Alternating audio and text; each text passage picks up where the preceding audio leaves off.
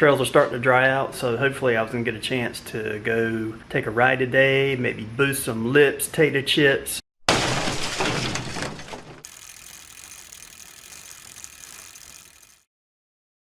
Alright, what's good, party people? Welcome back. We have Hurricane Florence has left the area, so I want to show you a little bit of the project I was working on when old Flo was in town. And also, I've got about 40 hours of riding on these new Enduro i9 wheels, so I'm going to put the wheels in a Truant stand. Let's get started. Alright, so the first project was, you may have noticed this before if you had looked at the bike carefully, but Invisiframe didn't have a kit that was pre-cut. For those of you that know that don't know what an Invisiframe is, it's basically frame protection, which I think is pretty good investment for a carbon frame. And so I had ordered a Nomad, I believe it was a Nomad 3 kit or Nomad 4, I can't remember which one. Figuring it may be similar since they both have the lower shock assembly and shock tunnel, but they were way off, and so I ended up cutting a lot, and it just didn't look good. So when Flo was coming through, I decided to order the Bronson 3 Invisiframe and get that installed, and so I did that. So we're looking pretty good. One of the things I did this time is I did some overlap down here on the rear triangle. My foot tends to rub there a lot for some reason, and when there wasn't overlap, the dirt tend to get in the seam. So I don't know how well this overlap is going to work. It's certainly I don't think the Invisiframe sticks to itself that well. I might end up throwing some helicopter tape over that, but pretty much, I mean, I got a perfect, almost no bubbles whatsoever in any of this. And I did end up screwing it up. I don't know if you'll be able to see this or not, but right here. So I ended up putting it in the bike stand, and I guess there was too much pressure or something and it wrinkled it up here, so probably put it in the stand a little bit too early. But see if you guys can notice anything different.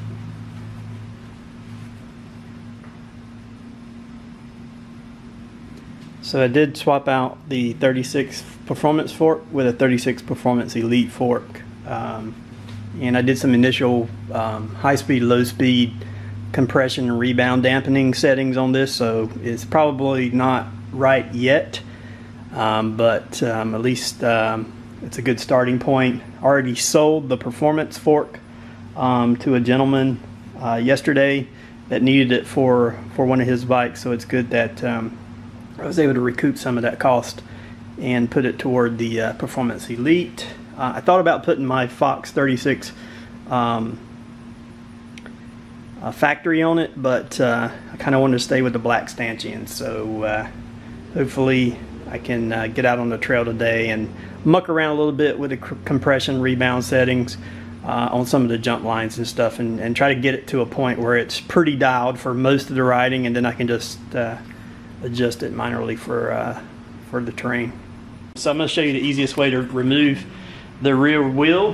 What you need to do first is take the time to actually put it in the highest gear, which will be the smallest cog, and that will give you the most amount of chain to actually work with, because when you do that, your derailleur will actually take up a lot of the slack, and you'll be able to move the chain. So first thing to do is just gear up all the way to the small cog, right? And so see how the derailleur is moved there, and now I have plenty of slack I can put in my chain just by grabbing the derailleur and moving it like this. See how much slack I can get in there. Obviously you can't do that if it's on the large chain or large cog of the cassette, and so it just makes it a lot easier, and it makes it even easier when you actually put the wheel back on. So if you have these SRAM derailleurs, they have a lockout mechanism which makes it even more easier. So you can go down here, there's a small button you can press down here which locks the derailleur out. See how much chain slack I've got here now. So it's really super easy to remove the rear wheel, and to get it back on as well. And you just unscrew the through axle, and basically you can drop it straight out, just like that. All right, so we have our rear wheel out. We're gonna check this for trueness since I've got this set over there. So I'm gonna put it through this way.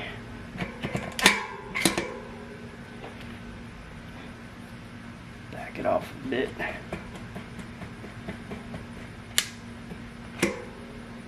Just enough to get my spacer on the other side. Thread our tensioner down. Leave some space in there for the tool stand, and we'll throw this stand. We will adjust our guide here all the way up against the wheel, the rim, close as we can get it. Alright, so we know we're scrubbing just in this area. So let's do this. Let's plug the spokes that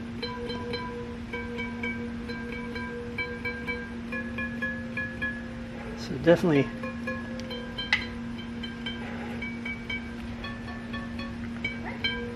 so these three sound way lower pitch than the others.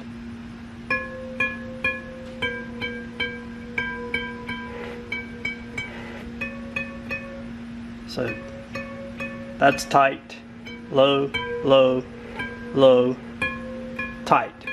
So probably these three spokes here have a little bit looser than the rest, and that's what's causing our scrub right there. So what we want to do is tighten these three up just a tad. That will pull the rim over to the other direction, and that should straighten right up.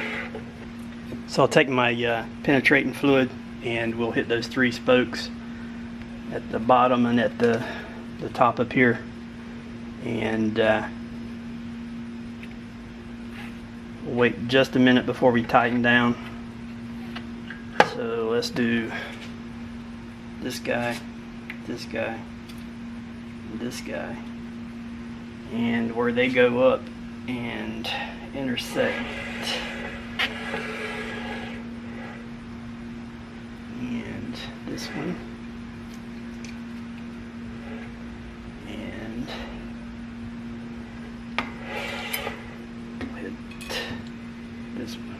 And if you have the straw, you can actually get the straw in there a long ways and just dribble a little bit on there. That way it doesn't make too much of a mess. And so we'll let that kind of sink in a little bit before we turn on it, and we'll come back and straighten it up. If you have multiple spots and you want to actually mark, take something like this grease pen. It's white, it's a Sharpie grease pen, and you can just mark on the tire where, so I want to know between here and here. So I'm going to look at the spokes that pull the wheel over that way, and so those grease marks will give you an indication, and then they just wipe off. Now what you have to be careful of, there is a decal that's under the wheel here, so you want to make sure that it's just not there because of the decal. A little bit there, and we can verify that.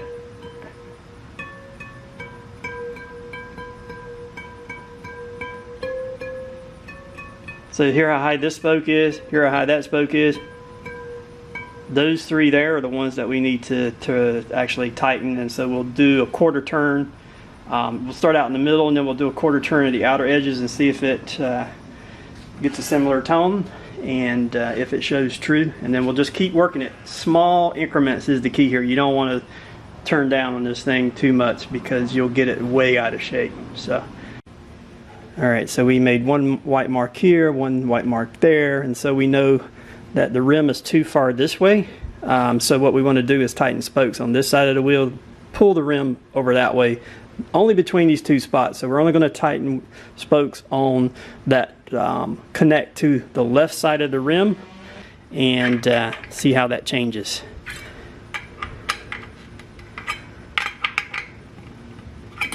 Alright, so just a little bit more And let's pluck again.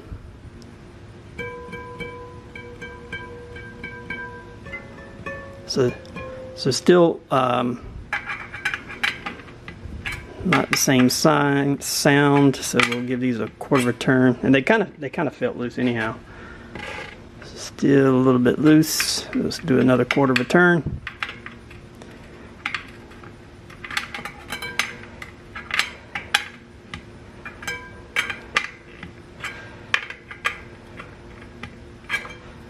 Alright, so I would do this one just a tad more. Do that one about 1/8 of a turn. And that one. So we could probably go another 1/8 of a turn here. I'm going in very small increments here.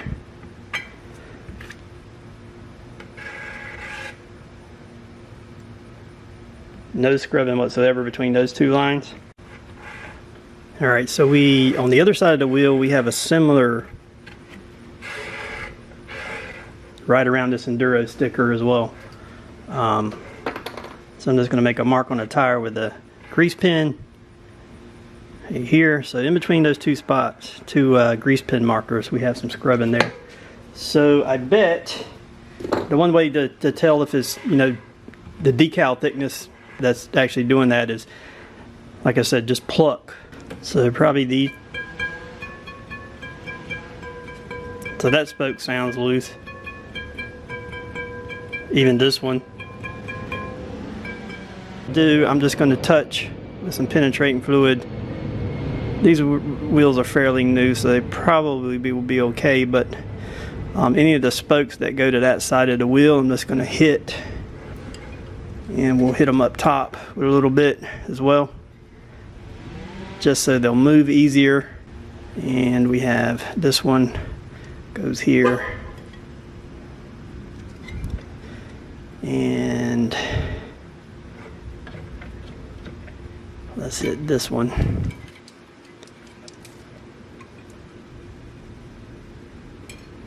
All right, we'll let that sink in.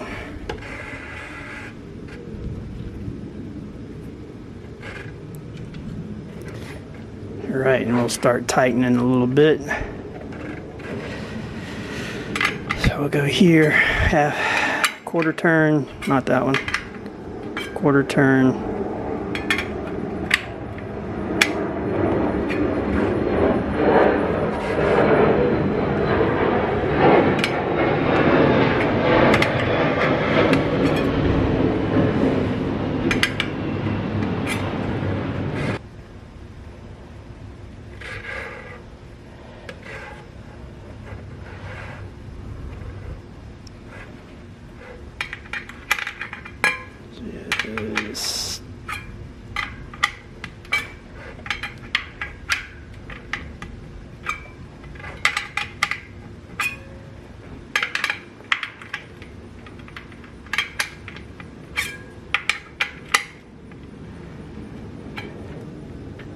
There we go, no more scrubbing on that side.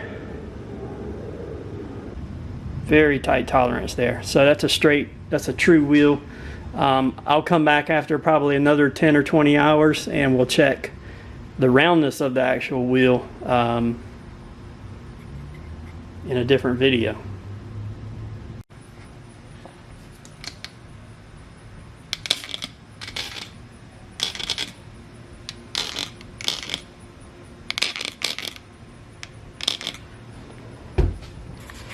You can tell that the grease pen will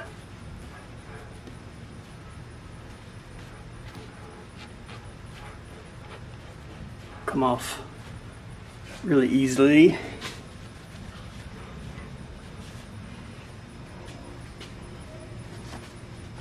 You could use chalk, you could use anything here, but I just use a grease pen. Alright, so we'll take this wheel off and we'll put it back on the bike, and I'll show you how easy it is to get it back on the bike, even if you're in a pinch. Alright, when you're putting the wheel back on, you know, obviously you left the bike in high gear, and that's exactly where you want it to be. And so it's pretty much as simple as taking the top chain and just laying it right across the smallest sprocket there, or the smallest gear on the cassette, and then you just lift up. It's that easy. And there's no banging, there's no clanging, there's no resistance, and you can do it that easy, even if you're just lifting up the bike with your hand, if you're on the trail or something.